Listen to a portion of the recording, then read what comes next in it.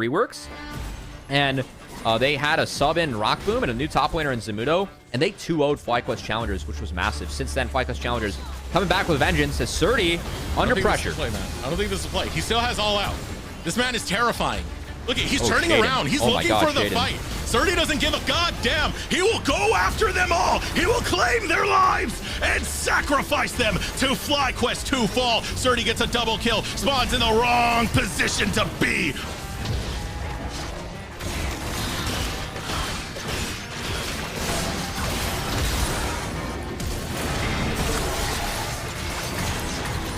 This Baron wasn't even that. Okay, here we go. Here we go. Here we go. Here we go. Here we go. Here we go. Here we go. Here we go. Here we go. Here we go. Srtty! Ah! Let's hope she keeps trying to 1v5 us and that she actually can't.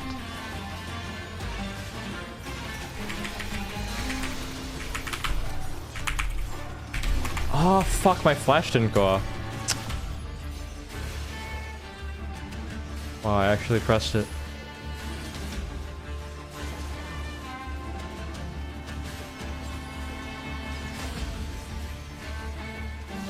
He's just running into our turret.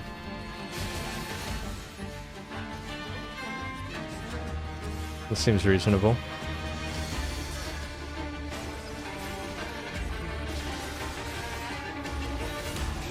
Release me. As some of you would have seen in the past, I've interviewed various SoloQ players with notable achievements, and today is no different. With me here, I have the current LP record holder Srtty sitting at rank 1, 2,154 LP, the highest ever achieved in North America and EU West. As he's from the OCE server, we met a long time ago, so when I saw him break the record, I knew I had to interview him to learn more about him as a person and reveal his SoloQ strategies. Below the video, you'll find all of Srtty's links as well as the timestamps to each question, and if you want to watch the other interviews I've done with people, I'll have them linked too. If you enjoy this type of content, be sure to subscribe as I plan on doing more in the future as well as my normal league news. But with all that out of the way, enjoy the video. Welcome on today, man. Thank you so much for taking the time. I'm really looking forward to learning about you as a person, your gameplay, and your processes. Yeah, thanks so much for having me on. We're going to get into some history or background questions first, if you're happy to begin with those. So first question, what got you into League of Legends? And also as a double-ended question, where does your in-game name Srtty come from? Yeah, sure. So I can actually answer both of these questions at once. Basically, when I was 11, back in Australia in Sydney, where I grew up, my older brother, he played Minecraft, and I was like, hey, he's doing this. I think whatever my older brother does is cool, so I want to do it too. And so I tried to make an account to play on the server that he played on. And I'm really bad with names, so he just randomly generated something. It was SRT_1234, but obviously that's a mouthful, so when people got to know me, they started calling me SRT or Srtty for short. And how did you transition from Minecraft to League? Basically, I co-owned a pretty big server on like a cracked 1.5.2 setting. And some of my friends were just like, hey, do you want to play with us? And I started playing League with them. They taught me the game, playing from OS on North America on 250 ping on my laptop. Isn't that like the funniest origin story? Because from that, like you have this, like you meet people through Minecraft, like it's such a convoluted beginning, and then you evolve into one of the best League players that plays the most competitive game mode, like that so many people want to be good at. Like that's so funny to me. It's really good. Yeah, I can't complain. Cool. So, where your parents initially, obviously, as we're pretty small in OS, our dreams of like esports success can be kind of looked down upon, and we don't have that much support for that kind of thing. Were your parents supportive when you first started out, and how do they feel about your career now that you've obviously achieved a lot? I think I went through the same process that everyone does when they're playing hours upon hours of video games when they're younger, where their parents will go through like taking their laptop at night or turning off the Wi-Fi, stuff like that to try and stop them from playing. But once I got to a certain point, it was when I hit rank 1. I went to my mom and my dad and I was like, hey, I'm rank 1 in this game. It's like a legitimate thing. I'd really like to try and pursue this. Can you give me the opportunity to? And basically, the second that I showed them proof that I was actually good and there was a possible future in it, they said, yeah, go for it. We want you to have this opportunity. So they're very supportive. I'm very lucky. Yeah, that's awesome. It sounds like they had a really good balance between obviously being conservative and considerate, but also kind of giving you the freedom to work towards a goal, that's great. Like I feel like that's pretty much the optimal parenting strategy when it comes to that. Yeah, they just wanted what was best for me. Yeah, that's fantastic. So, what did you play before League? Obviously, you just touched on Minecraft, but are there any other games that you still enjoy playing today or outside of League of Legends when you've got your downtime? My favorite game of all time, actually, what my name of my 2000 LP account on NA right now comes from, is Amori. It's an indie like psychological horror type game, Okay. done in an 8-bit style. I think that's my favorite game outside of League, and I don't really casually play anything outside of League of Legends because I think it's a bit disingenuous to commit time into another game if I'm trying to go pro in this. Yeah, I see. That's a really interesting mindset. I'm going to put some footage of Amori on the screen now so people can see what you're talking about. But that was one of your Sure. entryways into gaming, I guess. Uh, yeah, it was definitely. I started off on these simple games that I think most kids will start off with, like Minecraft and Pokemon, and Yep. eventually, as I met people and got introduced into new things, one thing led to another, and I kind of ended up here. Yeah, awesome. That's also another really interesting answer. I've never heard of that game before, but I'll be sure to have a look and see what it's all about. So, what was your first main champion? And on that note, your first main role, and why did you settle on top lane? So my first main champion was Draven. I was bronze 4 on the Oceanic server playing I think AD I started in carry. Bronze 4 too, actually. But yeah, I was bronze in OS. My friends told me I'd never be able to get silver, and I noticed I had this one guy in my game who just dropped like a tactical nuke on Draven, and I was like, he was in the enemy base, and somebody stole his penta, and he said, "It's fine, don't worry about it. I've gotten so many, I don't need another one." And I thought that was like the coolest thing I ever heard somebody say in the League of Legends game. I was like, I have to play this champion.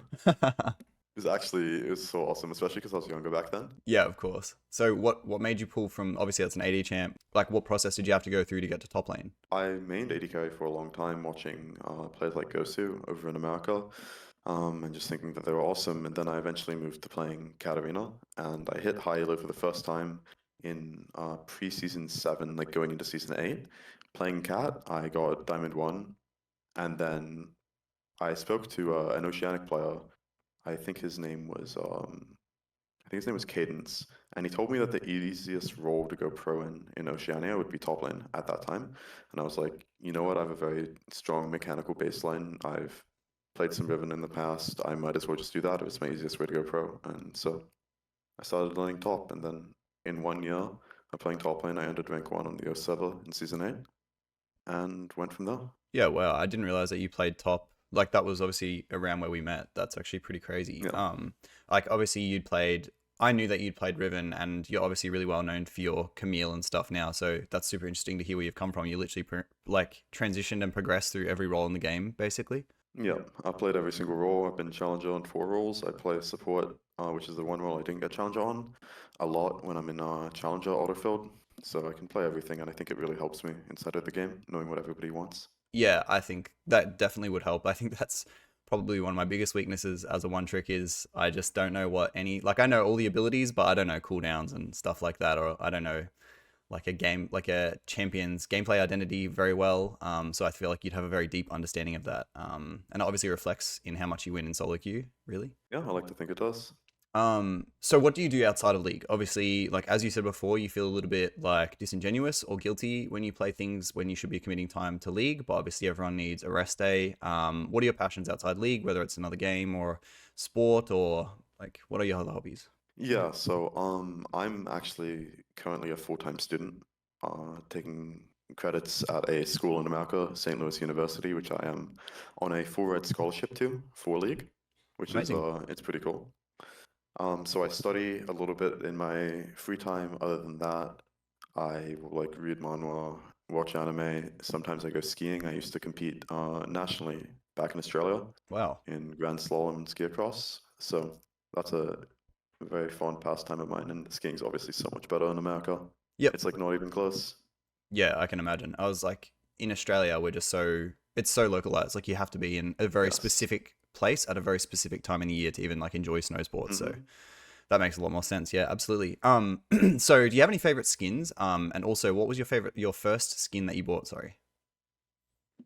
My first skin I ever bought, I'm not entirely sure.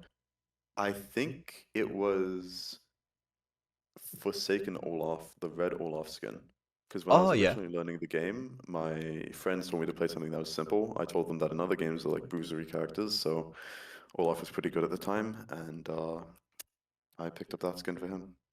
Yeah, that's really interesting. And what would your, like, this is a pretty hard question because there's so many fantastic skins these days, but what's one that you kind of always gravitate back to? Like, what's a favorite skin? My favorite skin of all time? I'm not really sure I have one, but I think Coven Camille is the one that I always turn to for that champion, and she is kind of my main, so I'd probably say that's my favorite skin, just because of the specific sound effect it has on the Q. Don't worry, I'm not finished yet. I don't do animation cancels and abilities and everything by the animation. I'm not paying attention to what my character's doing. I'm listening for the sound cue, which is why when I'm streaming, I have my sound at 100 in game, and I have music off and sound effects all the way up. Abilities that have like really strong sound cues are really good for me. Yeah, that's a really interesting, like, I mean, I guess that's something that I'm sure at least someone out there is going to find value in. I know there's a lot of obviously like people that execute things visually and people that execute things audibly, and you're obviously an audible, like you do things through audio. So I'm sure, you know, if someone struggles with clarity, maybe that's something that they could try doing. That's a really interesting detail. Good stuff. So if you had, this is a bit of a flip side, if you had to delete one champion in the game, who would it be? If I had to delete one champion in the game, I think that it would probably be Rumble. That's so valid. I like playing Rumble a lot. I think he is the best top laner in the game actually right now after the Scala nerfs. But I think you can play Rumble in a way to just neutralize lane where you don't have to do anything proactive, and it basically means that no matter how much better the enemy laner is than you, as long as you know what your role is, they're not going to be able to leverage a lead. And I dislike champions who are able to do that sort of thing because I believe that a player's skill expression should show. Yep. No, that totally makes sense. It's obviously like a fantastic team fighter and fulfills a lot of, like, you give your mid AD option as well, your jungle AD option as well. Like, there's a lot of strengths picking Rumble. That makes total sense. Yeah. So coming from Oceania, where obviously going pro is a lot smaller of a dream. Sorry, not smaller of a dream, but it's the dream is less realistic, let's say. How was your transition to North America? And was there any plan moving, or you just realized that to achieve your dream, you just had to jump in the deep end? Or were there any complications along the way that you kind of like second guessed yourself? So I've been to America a lot in the past. I was actually born in Hawaii, so I'm an American citizen as well as an Australian. Yep. And I had been to America a lot with my family over the years because we used to go back all the time. So it wasn't much of a culture shock per se. I'd say the most difficult thing was learning to live on my own, especially at like a relatively young age, because I first came out to America when I was like 17, 18-ish. Because I wanted to play pro, but I had really bad net and latency issues, so I was playing on extremely high ping, and I also had really bad mental back then. So I kind of bounced around from amateur team to amateur team until Evil Geniuses eventually picked me up for the Prodigies roster with the current Shopify OCS jungle Tomio and the ex-OCS AD Danny, who most people listening to this will probably know.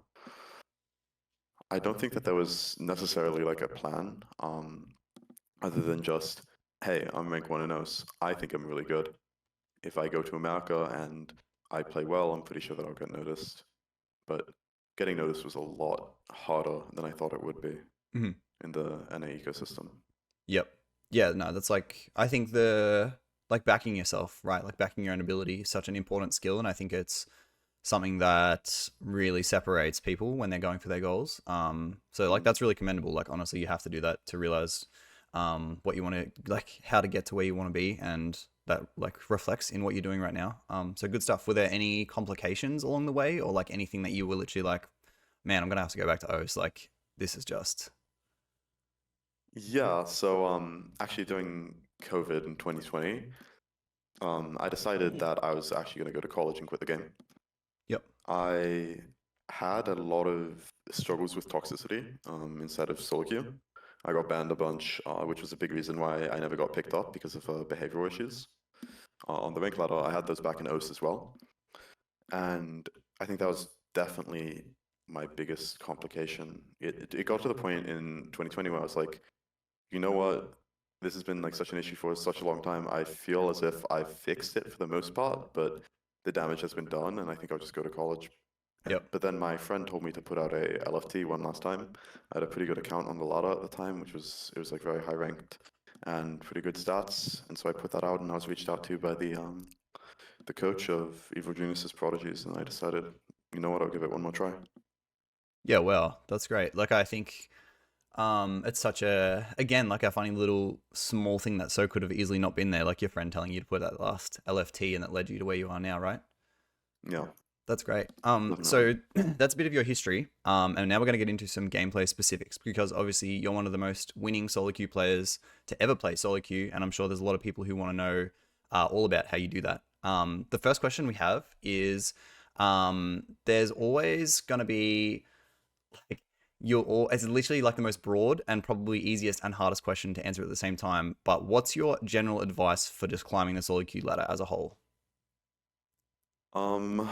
Well, my biggest piece of like individual advice would be limiting your champ pool down to 1 or 2 characters. Yep. Every single time you see any pro hit rank 1 in solo queue, even though they are pro players, they're always playing 1, 2, or 3 characters, no more than that. They're choosing the champs that they think are best for the meta, and they're just grinding out games on them, because the more reps you get on a single champ, the better you understand their identity within the game and their individual win conditions, and the easier it is to execute upon that and feel like you have like actual agency and control over the game, because you actually understand what you need to play for, other than just random kills, like a general gold lead that you don't really know how to get. Yep. I think that my biggest piece of advice for climbing in general, though, would probably be think about your win condition within the game. So an example of this is, for top lane that I will give, something that I do, is imagine I am playing top lane, I have a lead, and my bot lane is falling pretty far behind. I know that if I don't do anything, that enemy bot lane is going to take over the game. Everybody knows, and they meme about it like, oh, bot lane is ahead, we just lose, you know? Yep. So what I'll do is I'll intentionally lose a wave instead of TPing for it, and I'll say to my support, just get me a ward behind them, anywhere behind them. And let's say I'm coming with Triforce, I'll TP in behind, I'll kill their AD, I'll break their tempo on the map, and then we'll actually have some breathing room for me to be able to carry and pressure side lane. But if I never do that to break the enemy bot lane's tempo, we're never going to be able to win, because they will progress the game faster than I can. That's like a top lane specific win condition in a setting where the enemy bot is ahead, but there are many things like this. It's all situational because of how many different champs there are, how many different compositions. But if you can establish win conditions within the game and play for them, just give yourself direction and do something. That's the best piece of advice I can give. Yeah, those are honestly two of the best answers I've heard to that question. Really, really like tangible stuff that we can take away. So what do you do? Obviously, you said you have struggles with mentality. What do you do when you're tilted, or do you just kind of deal with it? Like, do you get off, or do you like you stop playing the game, or what's the go? So before, when I'd get tilted, nothing that anybody like me or anyone else would do would fix it. And I knew that I just had to stop if I got tilted. Even though I would like say, oh no, I'm still playing fine, it doesn't matter, I'll queue up anyways. It was never good for me to do. And I realized at a certain point, I just have to get up. It doesn't matter if it's just for 10 minutes. Just get away from my computer or away from League of Legends, close the client, go and like watch a show, do something. And I get a cold glass of water or something to reset my senses. Back then, when I was struggling a lot with my tilting, the only answer was to get away when I started to tilt. But these days, I like to think I'm a much more emotionally mature person. When I am trying, like really tryharding, I don't really tilt. If I type something in game, it'll usually be something constructive. Like, the most negative thing I'd say on my main on Whitespace, for example, would be something like, when we're in that situation again, you need to do this. Like, I'll just say that while I'm walking to lane when I have downtime, so that they don't make the same mistake again in another skirmish. But I believe that I'm the best solo queue player in NA. I don't think it's close. I mean, I've set 3 different solo queue records recently. In solo queue, I have the highest win rate to challenger ever out of anybody. 92% win rate to Chal, and I was 78 wins, 7 losses to 1k LP. With a 93% win rate. Yeah, that's and disgusting. then the 100% win rate Grandmaster. It's first person to ever do that too. Yeah, that's so nuts. I know it. I know at this point, I'm just the best, and there's no reason for me to tell when I'm better. I'm just gonna win anyways. There's some good answers there as well. I'm going to put up the screenshots of the accolades that you just spoke about as well. Sure. Congratulations on that stuff, by the way. Just crazy shit. Thank you. So another question as well, and I personally believe that I think people look way too much into this, like people who watch every patch's tier lists and stuff like that. Do you think that people can hit Challenger playing any champion, or you think sticking to the meta is really important? And this is probably more broad than just like high Challenger. This is probably more of like a general solo queue question for climbing. What do you think? I think that you can definitely hit Challenger playing any champion. I definitely don't think all champions are made equally though. I think that if you want to hit Challenger, unless you really enjoy the style of a certain character, you should do whatever it takes to get to that point in solo queue, because ultimately most players aren't trying to go pro. They're trying to get Challenger when they're grinding for the rank, and the LP is the only thing that matters. So why wouldn't you just do anything that enables you to get that LP? In that kind of a situation, it's obviously better to play as many of the meta champions as you can. It just sets you up for success in the best way possible. Yep. I think something that a lot of players overlook as well is meta is defined by players experimenting with champions that have fallen out of the meta, and like through buffs or nerfs, whether that's items or stats. Like old champions are picked back up again because people experiment. So experimenting and playing things that are outside of the meta can actually be more productive than playing things that are inside the meta, but I don't think a lot of people realize that. It definitely can be, but I typically, because I'm a pro player, leave the experimenting to one tricks and random solo queue players so that I can better focus on ironing out my fundamentals. Yep. No, that's another great answer. So what are some gameplay principles that you value above all else? Sorry, and specifically these are kind of like let's say high CS numbers, high experience, like low deaths. Like what are kind of like these fixations you have every single time you load into Summoner's Rift? The thing that I'm out at, that like I care about more than anything else inside of the game is my individual gold income. Yep. That doesn't necessarily mean like going 10 CS per minute, because a lot of the time I think that giving up a certain CS to get a good trade when I have a wave stacking into them so that the dive's easier or something like that, like I think that's more valuable. So sometimes like people will see on my main account, I have like 7.7 CS average on my champions, but if you look at me in lane, I will average, I have the stat on my account in my league client that I average like a 30 CS lead at 10 minutes on my enemy laner. Yeah, well. So regardless of what my CS is, on average, the enemy is just so far down. I'm taking plates, I'm killing them, I'm generating like a massive individual gold lead, and it makes me hit my item breakpoints faster and puts me in a situation where I can impact the game in the map faster than the other people can on the other side of the map, because at the end of the day in solo queue it's a race. It's me versus the jungler, it's me versus the mid laner, me versus the bot lane, because I can never expect my teammates to win. Yep. Whoever impacts the game the most and the fastest in the most explosive of a way will win. Yeah, that's another like really good answer. I think with the most interesting thing you said there like was prioritizing gold income, because obviously a lot of players specifically prioritize like farm or prioritize kills, and your answer broadens that to being like, what can I sacrifice on my end to gain a bigger lead through this way, whether that's like, as you said, sacking a few minions to make sure that the dive is prepped and ready to go for you and the jungler, which then obviously therefore like bleeds into plates and void grub and herald and taking topside camps and like whatever else. That all makes a lot of sense. So one thing that I actually specifically struggle with, and this is probably a little bit more geared towards high elo players, but how do you establish game plans based on the draft, like your team and enemy team's draft, and jungle starting positions when you load in? What's your game plan?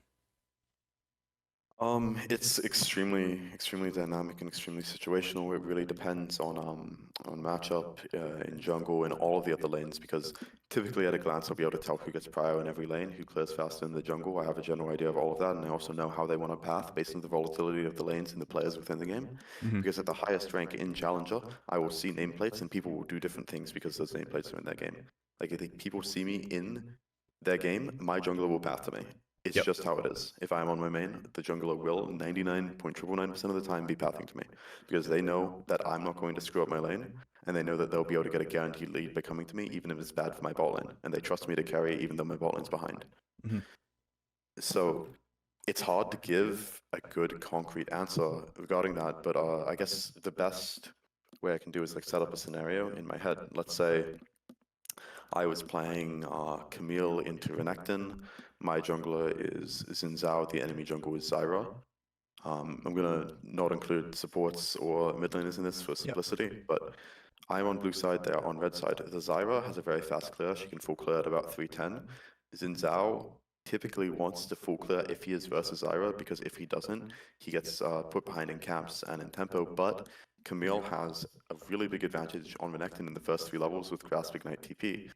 Usually the Camille, if she starts within the lane bushes behind the Renekton, can chunk the Renekton to about 20% HP, and a dive for the Camille and the Xin Zhao is really, really easy. So if I, on blue side, walk with my jungler or with my mid laner to get a ward on the Raptors, and we see where the Zyra is pathing, then my Xin Zhao knows that if she is pathing down, he can just 3-camp his bot side, because Zyra is going down, his top side is going to be safe, come top, kill the Renekton under tower with me, then go farm his blue side after, and he doesn't lose a whole quadrant of camp, so just lose another Scuttle Crab and he'll get me a lead.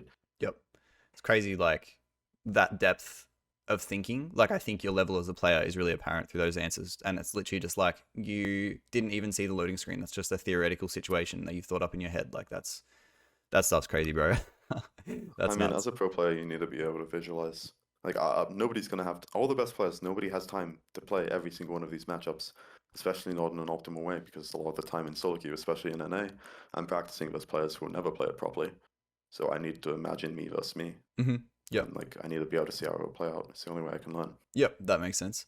So I think before we kind of covered this question a little bit, but when you have a lead, what are the most effective ways you find to spread it to the team or impact the map? And it's kind of essentially how to 1v9. And I know we covered this before a little bit when you said, like, one example was support, ward behind bot, and I'll TP behind, and we'll, kind of break their tempo through that way.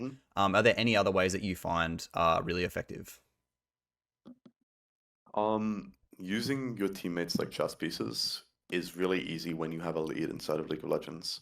Like, people will be all pissy and upset with you, or if you ask them to do something and you're losing, or if you ask them to do something and you're even, because in their mind it's like, my jungler is thinking to himself, why would I give up this camp, which is right here, to help you when you haven't done anything to prove to me that you deserve help? Mm-hmm.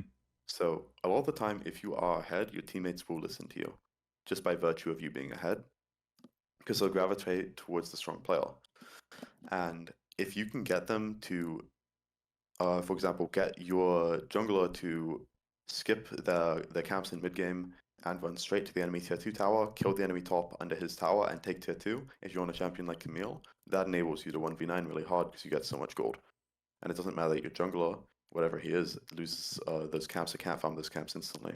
It's basically just the only person you can trust is yourself inside of SoloQ. Mm-hmm.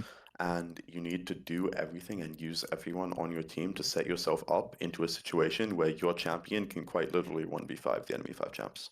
Yep. And that kind of like ties back into the gold income thing that you said before as well, like enabling yourself to just funnel as much gold as possible into you. Mm-hmm. Yep, that makes sense. Like, I average items way faster than other players in Challenger. You can check it on League of Graphs. You'll see that on Vayne, for example, I average my first item like 2 minutes before other like Vayne top players, and that's with me buying Berserker Greaves before I buy Kraken. Yep. And it's because of stuff like that. Yeah, I just get my item spikes and I fight on them on objectives. Yeah, that's crazy. So you just touched on your Vayne. I know you've been playing that a lot, and other NA pros or NA high elo players like Viper and stuff have picked up the Vayne top. But I also know that you love your Camille, and we've touched on your Camille a little bit in the interview before that. Is she a fallback champion for you, or what champion do you pick when you just want to lock in? Like, you need a win? Like, what are you playing? If I really need a win, I'm picking something that is good into the enemy team comp. I always try and pick as late as possible in the draft, and has as high damage as possible, really, is what I try and do. So, for example, if they have Ezreal and LeBlanc, I will slam Camille almost regardless of the matchup, because I know the second that I get in the side lane versus that LeBlanc, she's dying and there's nothing she can do about it. My ult's too broken versus her. And I also know that if the enemy Ezreal gets fed out, it's really easy for me to lock him down and kill him. That gives me like win conditions. These win conditions that I talked about earlier in the interview. I just try and enable myself to have as many of them as possible.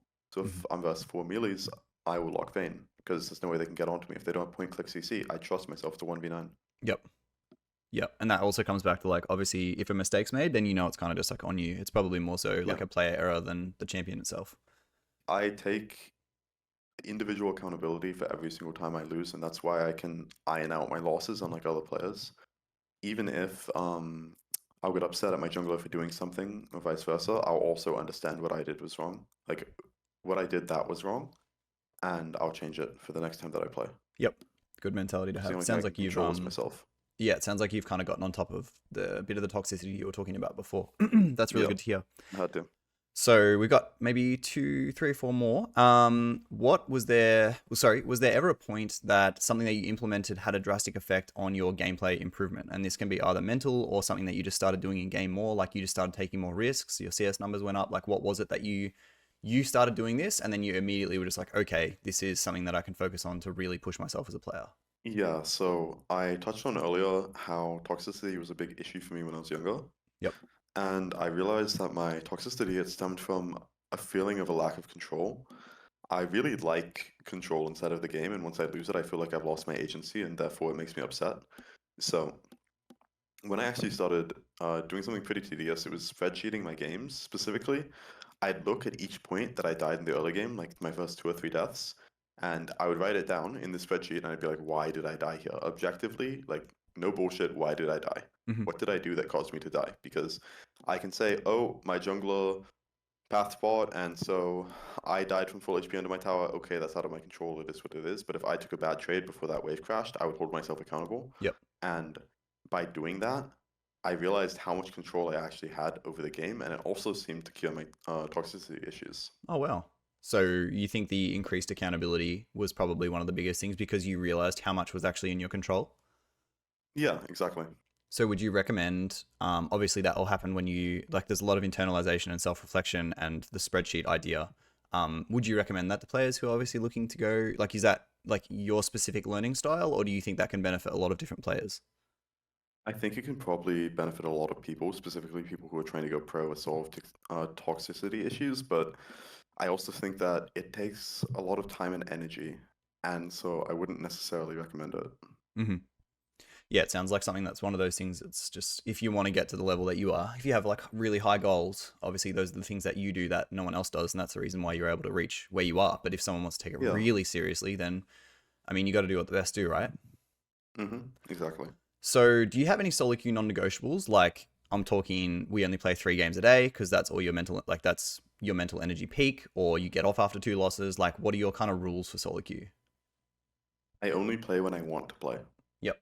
If I'm forcing myself to play to practice, I know it's going to be unproductive and I won't be able to focus on winning the game. Yep. I feel like an intrinsic need to win a League of Legends game when I haven't played League. It's like addiction. Yep. And I wait for myself to get to that point because once I've hit that point, winning is the most important thing to me, and I won't tolerate anything else. Yep.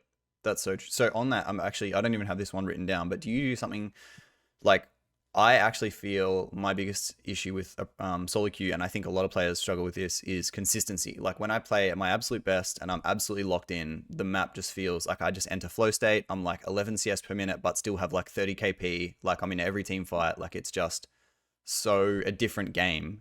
Is there something that you do that helps you achieve that like level of mental clarity and focus, or do you just kind of like, that's just comes from wanting to win the game that badly? I think it comes naturally from wanting to win the game for me. Yeah, no, I totally feel that. I think that when I want to win really badly as well, it's just nothing else. There's no distractions. My phone's upside down. Like I'm just only thinking about the game, and I really want to win. So I always think like objectively, if I'm mentally distracted, going for like for fun trades and stuff is just kind of like fun. Like it's like a little bit of dopamine, Yeah. but then you die and it's just like, oh, that was so stupid. Like so dumb. Yeah. So who are a few players you play against regularly that you know are going to give you problems? Or who are the best players you verse in SoloQ? And this doesn't necessarily have to be a top laner, but someone who's just on the enemy team and you're like, all right, I'm going to have to work for this win. For NA SoloQ players, it's normally Speaker, if he's tryharding. Yep. Is very frustrating to win verse because he can directly impact my lane and put me behind. He's a jungler for anyone that doesn't know. Also, Isles, the Dignitas LCS support, is very frustrating to win verse because when there is a support gap in mid game, you will feel it. Yep. Oceanic Goat. Yep, another as well. Another Oast boy. Yep. No, good answers. Like Isles has got or had like 3 top 10 accounts at one point, right? Yeah, I mean, right now he's rank 10 on the server. He ended rank 1 last split, or rank 2 on Lotto. Yeah, he's a unit. He's absolutely, he's such a good So player. annoying to verse. He's such a good player.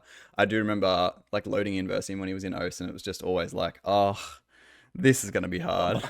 No, exactly. Because I can't, like I say, I work on gold generation side of the game, and a lot of that is from finding gaps in the enemy team's tempo where I can take a side tower and get that extra gold injection or take the camps. And I always just runs around the map, warding everything that was there to cover the enemy top laner when I'm trying to dive him, and my support's just walking around picking flowers, and I can't do anything. The game slows down. He's literally like a jungler V2, but with wards, and it's just With wards, and even worse, with CC. yeah, and he's also obviously he's like a very mechanically proficient player. Yeah, no, that definitely makes a lot of sense. Any top laners that give you grief? Like obviously that's a jungler and a support. Any top laners that you're, you know?